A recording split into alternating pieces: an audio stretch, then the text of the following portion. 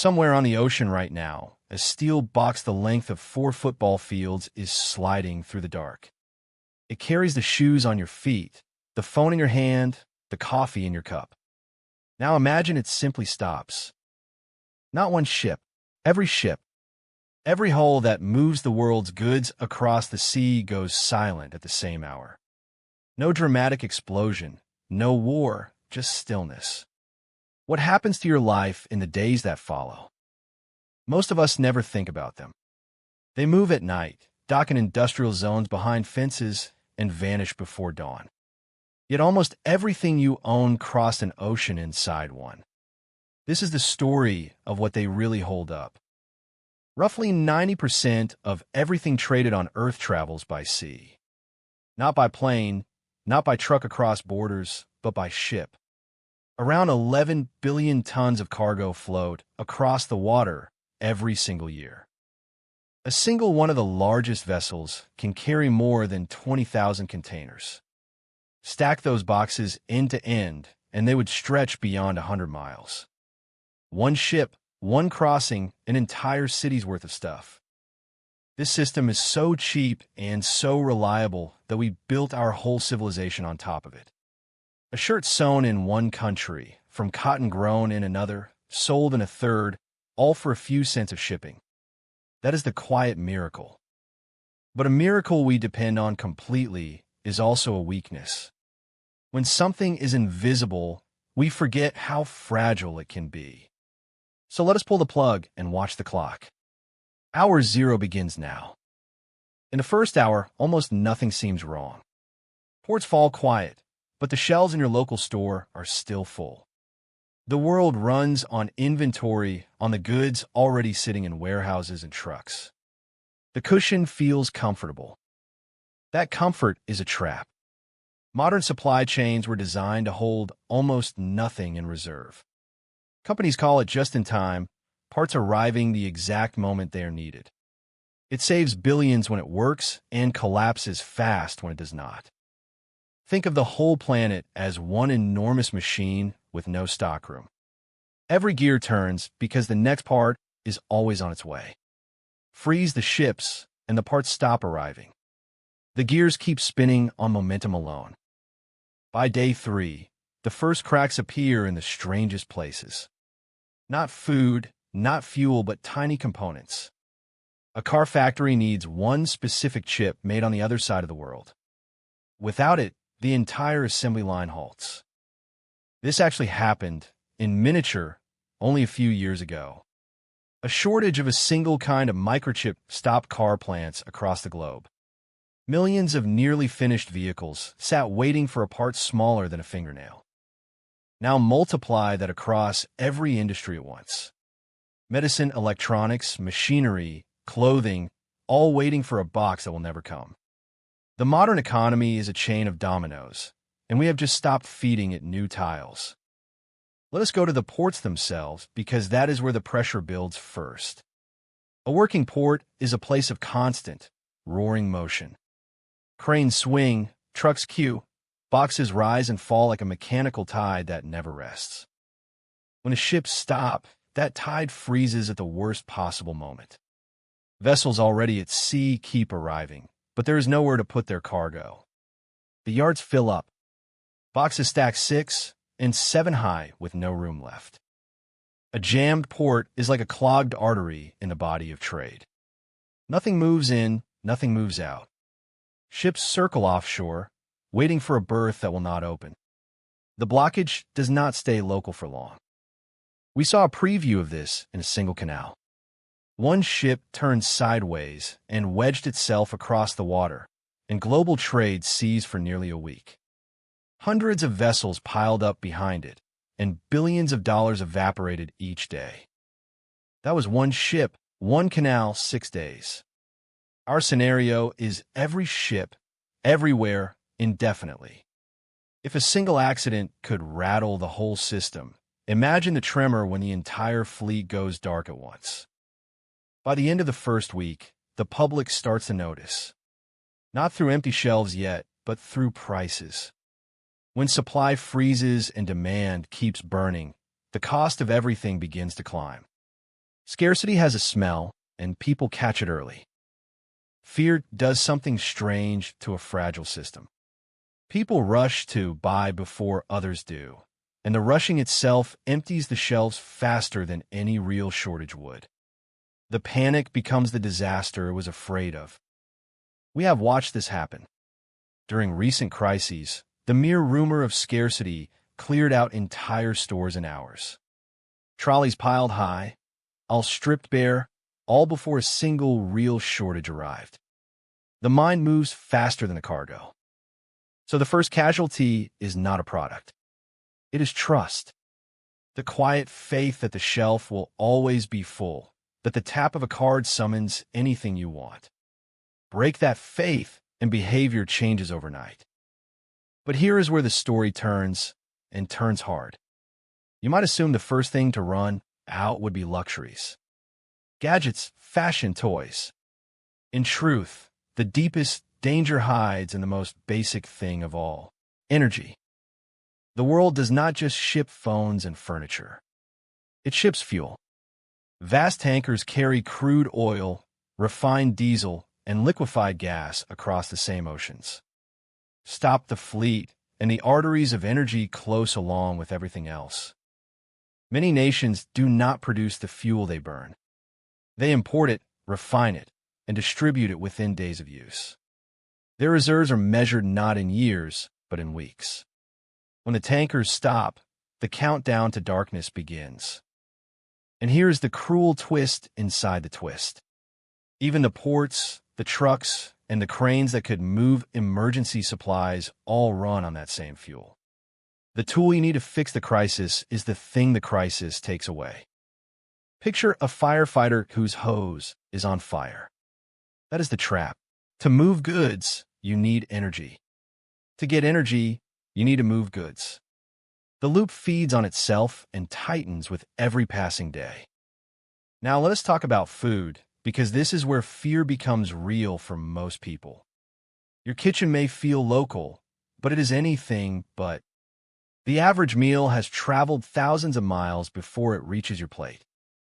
Grain grown on one continent feeds livestock on another. Fertilizer mined in one country grows crops across the entire planet. A huge share of the fertilizer that keeps fields productive moves by sea. Cut off, and next season's harvest shrinks.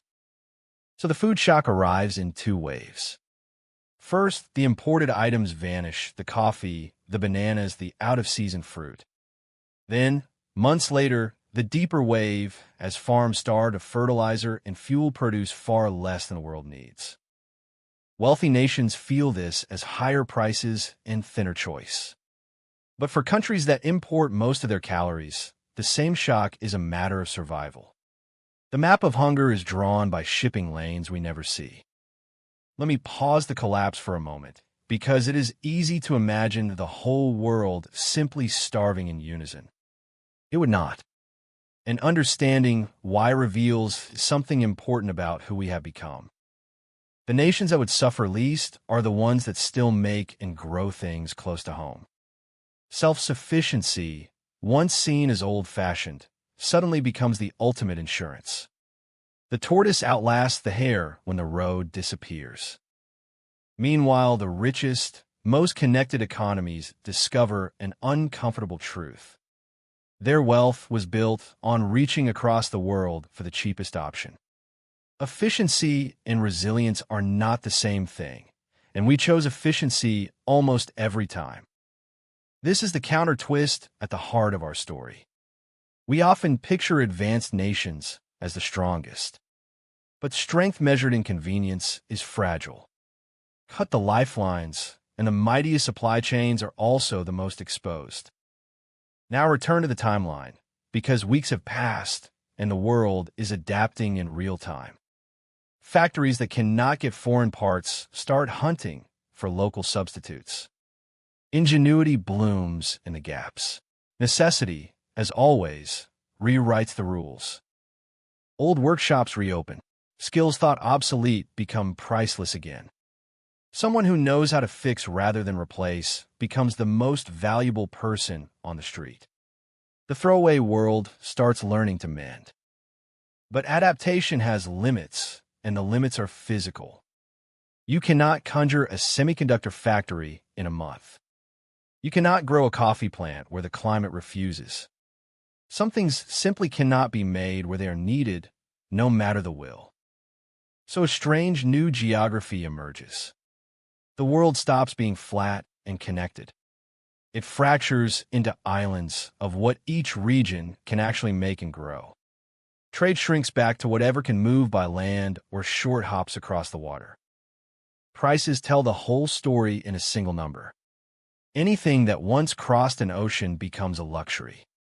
A simple electronic device, a bag of imported rice, a spare part, all priced as if they were made of gold, because now they nearly are.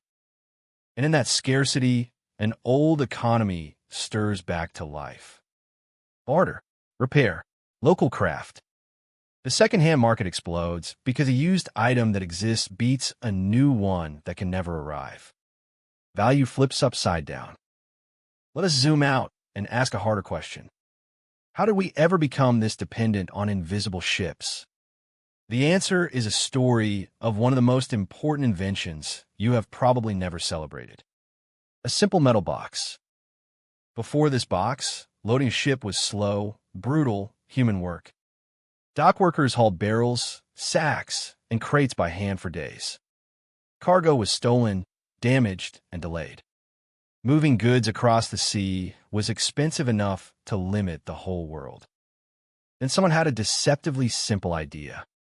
Put everything in identical standardized boxes that a crane can lift straight from ship to truck to train.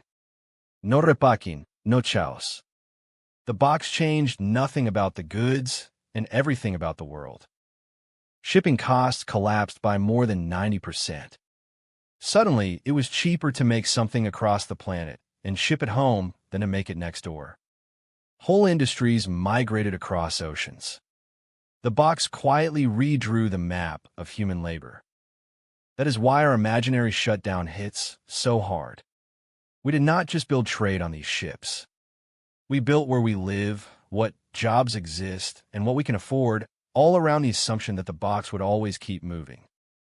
So take away the box, and you are not removing a convenience. You are removing the foundation that a specialized, interconnected world stands on. The question is no longer what runs out. It is what still stands. Let's follow the human cost, because numbers hide the faces. The first jobs to vanish are the ones tied directly to the sea. Dock workers, truckers moving cargo, warehouse crews. Millions of people whose work simply evaporates overnight. Then the second ring falls. Factories without parts send workers home. Shops without stock close their doors. Each shuttered business ripples outward, taking with it the jobs that depended on it. Unemployment spreads like a stain across the map. And yet, in the wreckage, entirely new work appears. Someone must repair what can no longer be replaced. Someone must grow food closer to the cities. Someone must move goods by rail, road, and river the old, slow way. History whispers that humans are remarkably good at this. We have rebuilt after floods, wars, and plagues. We improvise, we cooperate, we find a way. The collapse is real, but so is the stubborn genius for survival. Still, let us not romanticize it. The transition would be brutal, and the pain would not be shared equally. The wealthy would hoard and adapt. The poor and the isolated would bear the sharpest edge of the shortage. Scarcity is never fair. Now, consider the sailors themselves, the people we forgot in this whole story. At any moment, well over 1 million seafarers are out on the water, keeping the world stocked. When the ships stop, so do their lives, stranded far from home. During recent global disruptions, hundreds of thousands of these workers were trapped aboard, unable to disembark for months on end. The people who move everything are often the most invisible of all. Our comfort rests on their exhaustion. Let us turn to the environment, because here the story surprises us again. Container ships burn enormous quantities of heavy fuel. The global fleet produces a significant share of the world's carbon emissions. Silence the ships, and the smoke clears. For a brief window, the oceans grow quieter and the skies grow cleaner. Whales, whose songs are drowned by engine noise, would suddenly hear each other across vast distances again. Nature exhales. The planet gets a strange, unearned holiday. But do not mistake this for a happy ending. The same collapse that quiets the sea also forces desperate people to burn whatever they can find. Local pollution can spike as communities scramble for warmth and power. The relief is fragile and brief. This is the pattern we keep circling back to. Every simple answer hides a complication. The system is not good or bad, clean or dirty. It is a tangle of trade-offs so deep that pulling one thread reshapes the entire cloth. So let us ask the question that has been building. Could anything replace the ships? Could we move the world's goods another way? The honest answer forces us to confront just how staggering the scale really is. Consider aircraft. Planes are fast, but they carry a tiny fraction of what a ship holds, at many times the cost. To replace even a slice of sea freight with air freight, you would need a fleet larger than anything ever built. One large container ship can carry more than the entire global fleet of cargo planes moves in weeks. The ocean is not just cheaper. It is the only path with the sheer capacity to feed a planet of 8 billion people. What about land? Trains and trucks are vital, but oceans separate the continents, and no road crosses the deep sea. For anything that must travel between land masses, the water is not one option among many. It is the only door. This is the humbling realization. There is no backup, no hidden second system waiting in the wings. The container ship is not the best way to move the world's goods. For most journeys, it is the only way that works at all. So when we imagine every ship stopping, we are not imagining an inconvenience. We are imagining the sudden removal of a foundation nobody thought to build a spare for. The whole edifice was balanced on a single, quiet pillar. Let us jump forward now, a full year into our scenario, and survey the changed world. The panic has burned out. A grim new normal has settled in. People have adjusted because people always do. But the shape of everything is different. Cities that grew fat on cheap imports have shrunk. Regions that can feed and power themselves have quietly become the new centers of stability. The map of who is rich and who is poor has been redrawn by geography and self-reliance. Craftsmanship returns as a necessity, not a hobby. The tailor, the cobbler, the machinist, the farmer become pillars of their communities again. In a world without endless replacement, the person who can make and mend holds real power. And something subtle shifts in the human mind. We stop treating objects as disposable. A tool, a garment, a machine becomes something to cherish and repair, because its replacement may be an ocean away and forever out of reach. There's a strange dignity in this slower world. Less abundance, but more attention. Fewer choices, but deeper roots. It is not the future we would choose, yet it carries lessons about how thin the ice beneath our comfort really is. But we must be honest about the darkness, too. A year without global shipping would mean real famine in the most vulnerable places. It would mean conflict over scarce resources. It would mean deaths that a full supply chain would have quietly prevented. This is the weight behind the thought experiment.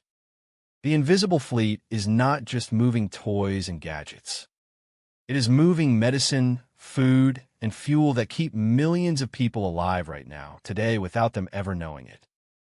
So the ships are not a symbol of consumerism to sneer at. They're a life support system for a species that outgrew its local resources long ago. We build a world of 8 billion, and the sea is what holds it together. Now, let us return to reality and ask the practical question. How likely is any of this, really? Could the ships truly all stop? The reassuring answer is that a total shutdown is almost unimaginable, but partial ones are not. A single block choke point can strangle a huge share of world trade. A few narrow straits and canals carry a stunning fraction of everything that moves. Close just a handful of them, and the effects ripple across every shelf on Earth. These pressure points are the real vulnerability. Not the whole ocean, but the pinch points where all the traffic funnels together. A conflict, a blockade, a disaster at one of them can shake the global economy in a matter of days. We have felt these tremors already. Attacks on shipping in one region have forced vessels to sail thousands of extra miles around entire continents. Costs jumped, timelines stretched, and shelves half a world away felt the delay. So the true lesson is not that the ships will stop. It is that they could stumble, and even a stumble echoes through every life on the planet.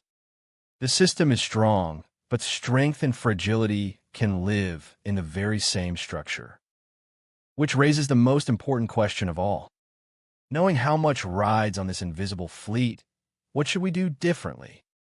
The answer is not to tear the system down. It is to remember that it exists at all. Resilience means keeping a little slack in the rope. A little extra stock, a little more made close to home, a few more skills that do not depend on the box arriving. Not to reject the world, but to survive its bad days. Some nations are already learning this.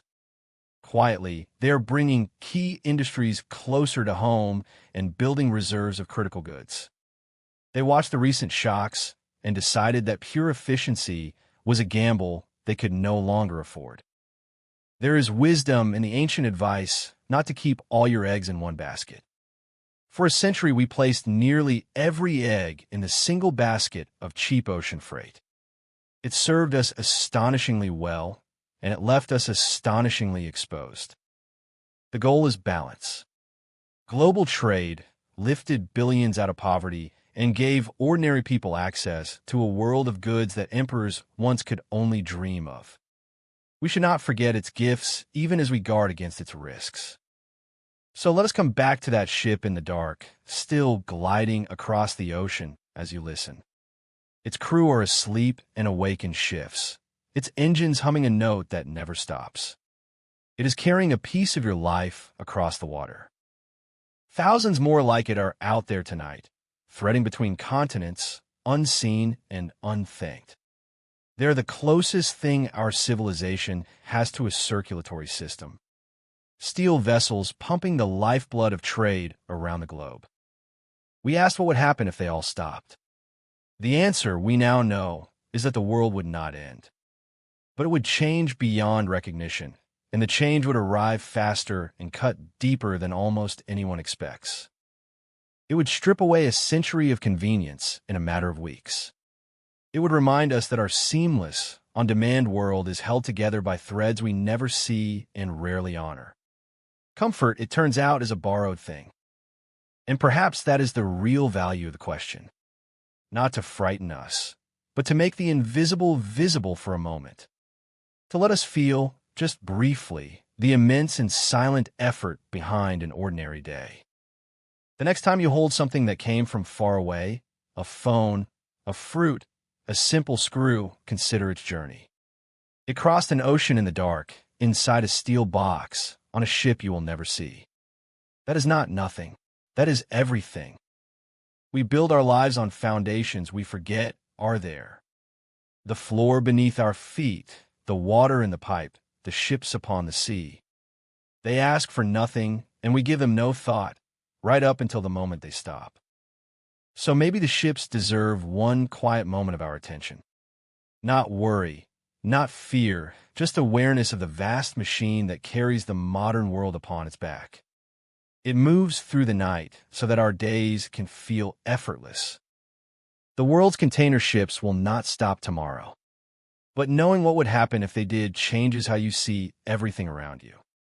The invisible becomes visible, and the ordinary becomes a quiet marvel. Look again at the things you own.